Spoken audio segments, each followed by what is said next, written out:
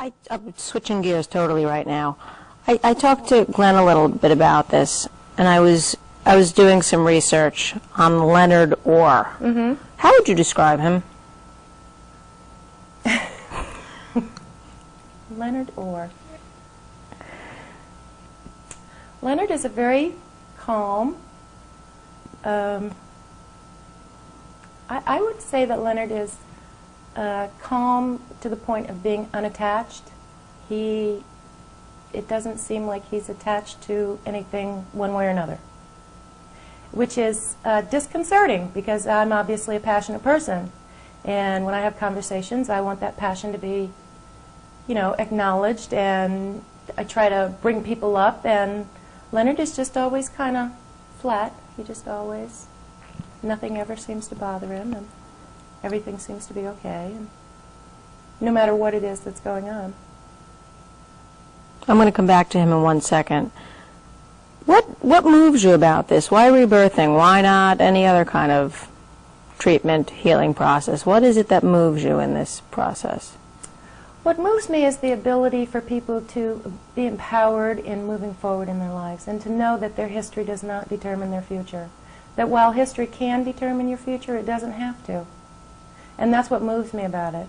That we can empower people to take charge of their thoughts, that we can get teenagers to start examining those thoughts when they're young, so that they don't have to be 40, 50, 60, 70 years old and coming to somebody like Glenn and I to try to figure out what those thoughts are. That they can get a jump on it, that they can have that peace of mind young in their life, that they can know that they're just thoughts, that they can handle the peer pressure, that they can make decisions on their own, and know that those decisions are going to have consequences, long-term consequences.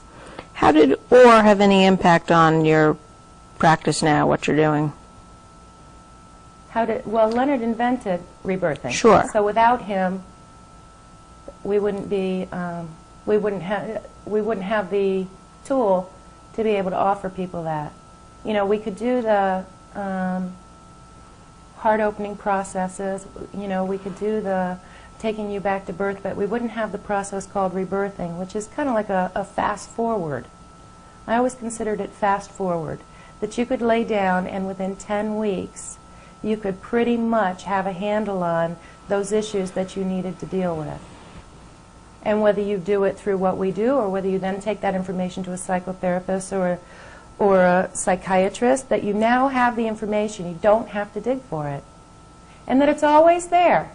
It's always there. That was what amazed me, that it was always there. And then until I consciously tried to change it, it stayed there.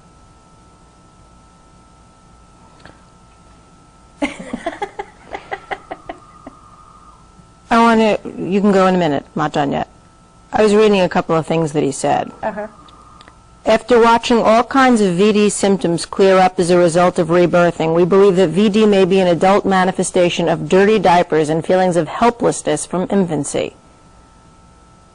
Who wrote that? Leonard Orr. Okay. Here's the break.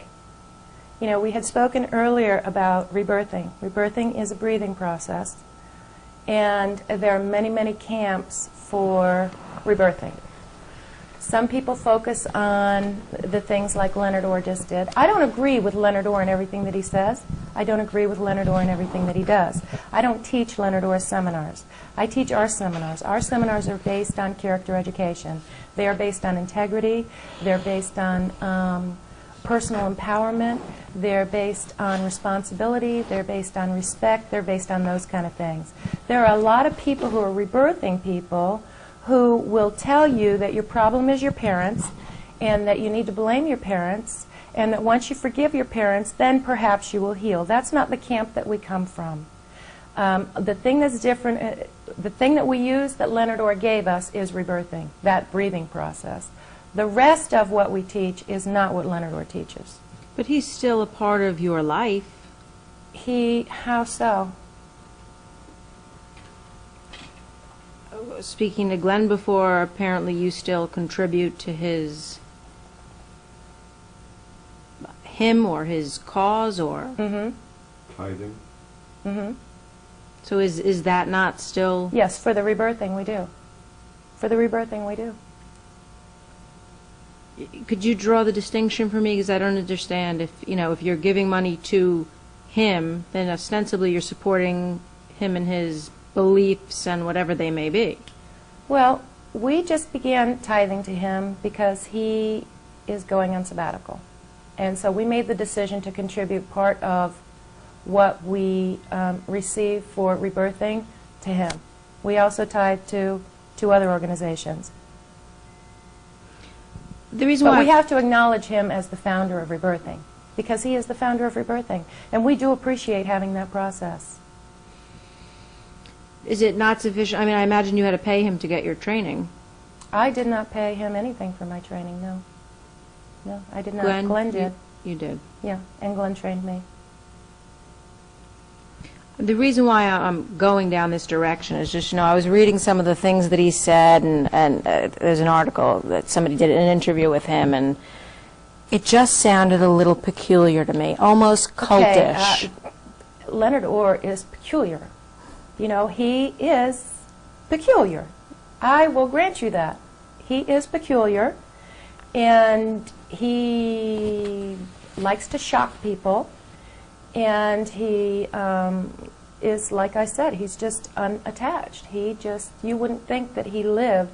If you've ever met a guru, or you've ever met a holy man, or you've ever met somebody like that, and you just can't emotionally reach them, that is Leonard. And so the things that come out of his mouth are not things that are subscribed to by the rebirthing community, but that are things that he puts out that he hopes that people will follow. We don't have him in to lead seminars for us. We don't get rebirthed by him. We respect the fact that he found this rebirthing, which is hundreds and hundreds of years old. In India they rebirth. We didn't know that. It's hundreds and hundreds of years old, and we appreciate that he gave us that tool, and so we do tithe to him. But he is an odd man. Because I'm just in America, he is an odd man. And odd's fine, and being grateful that he showed you rebirthing is wonderful as well. But then to take it that one step further and give money to him, as I imagine other rebirthers do as well, strikes me almost as cultish, and not cultish as in like Catholic religion cultish, like cultish in like Jim Jones cultish. No. I think that when you figure, when it dawns on you that the purpose of rebirthing is to empower people to take personal responsibility for their life, I don't think there's any room for that. I don't think there's any room for that. When you're talking about taking people and having them be completely and totally responsible for everything that's happened in their lives and empowering them to move forward in what it is that they want to do in this life, there is no room for Jim Jones. You don't have followers. What you have are a group of leaders who say, okay, Leonard, you need a break. Take a break. Here's some cash. We appreciate you gave us this process. We also appreciate that you're burnt out and you need a break. I mean, truthfully, it makes our life a little easier.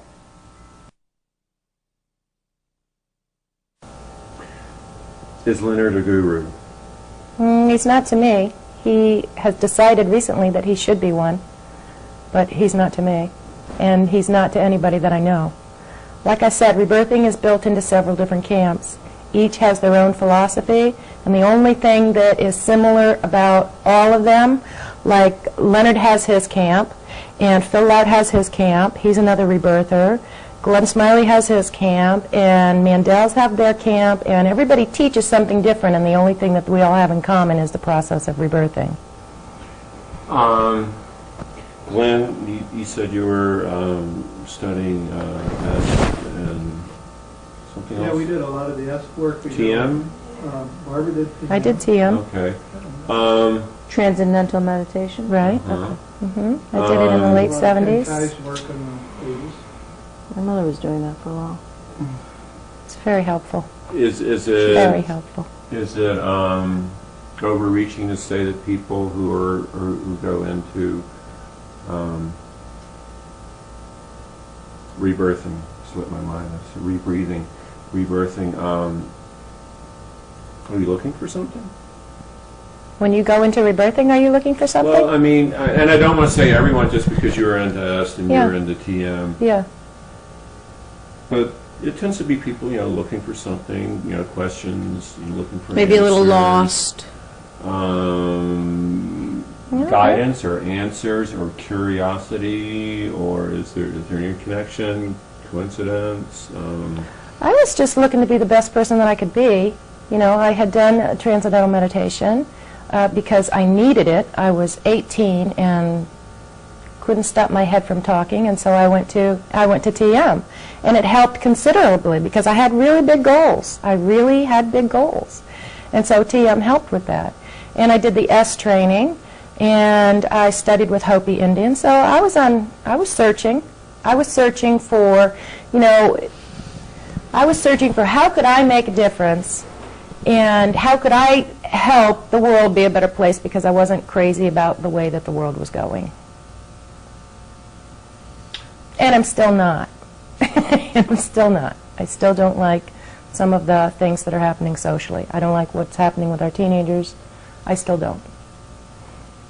And you're changing that one person at a time through rebirthing? One person at a time, and through writing books and doing courses and doing parenting classes and getting in the schools and teaching as many teenagers as I can, that tomorrow is another day, and these are the tools that they can use today in order to get to tomorrow.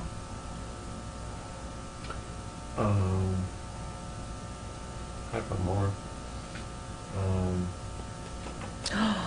What was that? What? You made All the that. tables. You made that. Can you put her outside? Oh. Goodbye. Love you.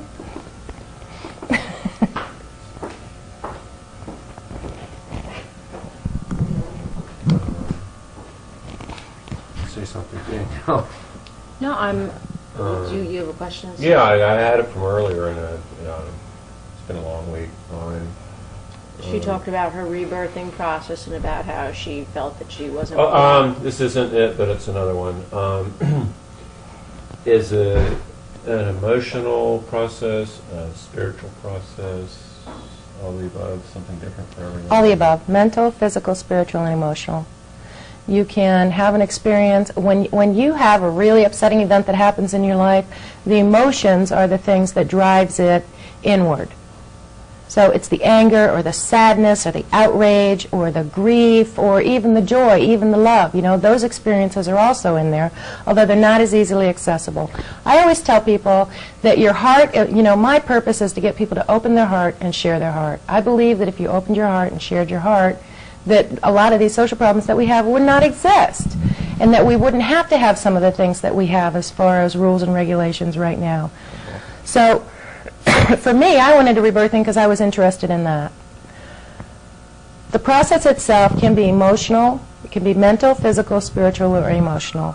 When you make a decision and your emotions are in charge, all four of those things kick in. You make the mental decision, you have something to say about why God allowed this to happen, or if there is a God, and you have conversations about that. So it's also a mental process, and it's a physical. People have physical reactions to their emotions. And what if you're a skeptic or a cynic? We like skeptics, we like cynics. We think that it's a healthy response. I don't believe that you should ever go into anything believing wholeheartedly until you've experienced it, what other people say about it. Everybody is different. The thing that's common about us all is that we all have decisions that we've made. And the way that I manage those decisions and the way that other people manage those decisions may not be the same, but the fact that they now know what the decision is and that they can find a course to combat that decision that they tell themselves every day is the goal. Last question. Don't believe you. During the formal interview, religion, I guess if I'm anything, I'm slightly spiritual, but I'm no practicing organized religion or anything. The religion teaches faith, and there are certain leaps of faith that people must take to accept a body of religion. you can say something happens during birth, and you can say there's a condition in life, but how do you make the connection that B followed A? Through experiencing it. That's what laying down and breathing is about. It is about the experience. We can sit and talk about it, but until you actually do it, it doesn't make any sense. Because it's my experience, it's not yours. So you will know that whatever You you've will been hear. dealing with is due to your... No, you will hear a thought. You will then follow that thought and say, this is not a new thought. You know, this is something that I have, this is a thought that I have had forever. Where did that thought come from? Why do I have that thought? Why do I keep saying that thought?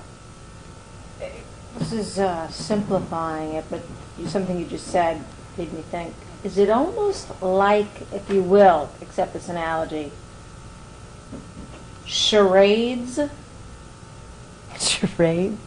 In the sense that you're saying it's one thing to know what the problem is, it's another thing to act it out and to relive it or be... You don't have to relive it. You know, rebirthing is not about psychodrama. It's not about physically going back to that place. It's not even about mentally going back to that place. Sometimes it's just a thought. It's, this is where I made that decision.